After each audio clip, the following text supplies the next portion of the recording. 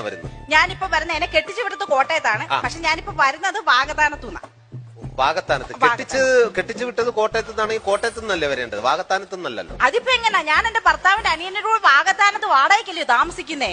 ഭർത്താവിന്റെ അനിയനോടൊപ്പം വാഗത്താനത്താ താമസിക്കുന്നത്. അപ്പൊ ഭർത്താവിന്റെ കൂടെ എനിക്ക് യോജിച്ചു പോകാൻ പറ്റില്ല. ഒരു സ്ത്രീയോട് ഒരു പുരുഷനും ചോദിക്കാത്ത ചോദ്യങ്ങളാണ് എന്റെ ഭർത്താവിനോട് ചോദിച്ചത്. അതും എന്റെ മുഖത്ത് നോക്കി ചോദിച്ചു. അതൊക്കെ ആയിരിക്കും ഇങ്ങനെ ഒരു തീരുമാനം എടുക്കാൻ വേണ്ടിട്ട് ഇവരുടെ പ്രചോദനം തന്നത്. എന്താണ് അദ്ദേഹം മുഖത്ത് നോക്കി ചോദിക്കാൻ പറ്റാത്ത എന്താണ് ചോദിച്ചത്? മ്ലേച്ഛമായ ചോദ്യങ്ങളാണ്, മ്ലേച്ഛമായ ആവശ്യങ്ങളായിരുന്നു അദ്ദേഹത്തിനുള്ളത്. എന്തായിരുന്നു പറയും? അദ്ദേഹം എന്നോട് പറഞ്ഞു, എനിക്ക് ഈ ഒരു പൊതുവേദിയിൽ നിന്ന് പറയാൻ പാടില്ലാത്തതാണ്. അല്ല, എന്നാലും പിന്നെ അങ്ങനെ പുരുഷന്മാരെ അത്തരത്തിൽ എന്താണ് പറഞ്ഞത് നമുക്കൊന്ന് അറിഞ്ഞാൽ കൊള്ളാം. ഏതായാലും നിങ്ങൾ നിർബന്ധിച്ച സ്ഥിതിക്ക് ഞാൻ അങ്ങ് പറഞ്ഞേക്കാം. അദ്ദേഹം എന്നോട് പറഞ്ഞ എന്താണെന്ന് അറിയാമോ? ഭർത്താവ് പറയാ, രാവിലെ 6 മണിക്ക് ഞാൻ എഴുന്നേക്കണമത്രേ, അങ്ങർക്ക് ചായ ഉണ്ടാക്കി കൊടുക്കണമത്രേ, അങ്ങനെ തുണികൾ കഴുകണമത്രേ.